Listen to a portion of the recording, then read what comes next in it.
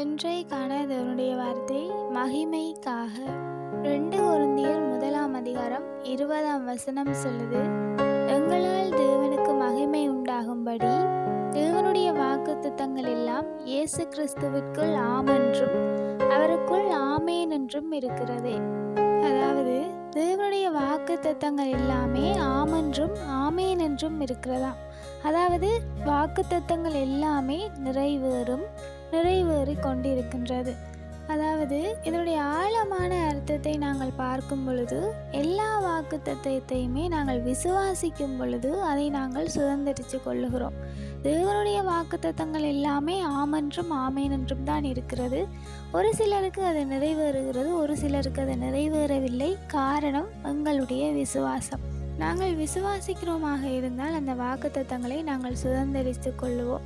அதாவது தேவனுடைய வாக்குத்தத்தங்கள் எல்லாவற்றையுமே தேவன் ஆமென்று தான் பதில் வைத்திருக்கிறார். ஒரு காலமுமே நாங்கள் வாக்குத்தத்தங்களை நம்பி விசுவாசித்து ஜெபிக்கும் பொழுதோ அல்லது கேட்கும் பொழுதோ தேவன் இல்லை என்று சொல்ல போவதில்லை. அது ஏற்கனவே தேவனுக்குள் ஆமென்று இருக்கின்றது.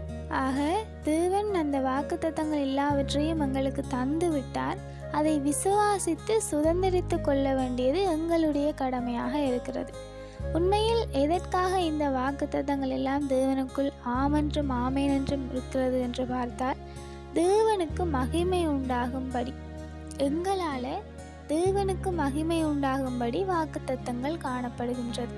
நாங்கள் விசுவாசிக்கும் பொழுது, அதை சுதந்திரித்து கொள்ளும்போது, தேவன் எங்களுக்கு கொடுத்தார் என்று நாங்கள் சாட்சியாக நிற்கும் பொழுது அது எங்களால் தேவனுக்கு மகிமை உண்டாவதாக இருக்கிறது. ஆக எல்லா வாக்குத்தத்தங்களுக்கும் தேவன் ஆமென்றும் ஆமேன் என்றும் பதில் தந்து விட்டார். நாங்கள் அதை விசுவாசிக்கும் பொழுது சுதந்திரித்து கொள்ளலாம்.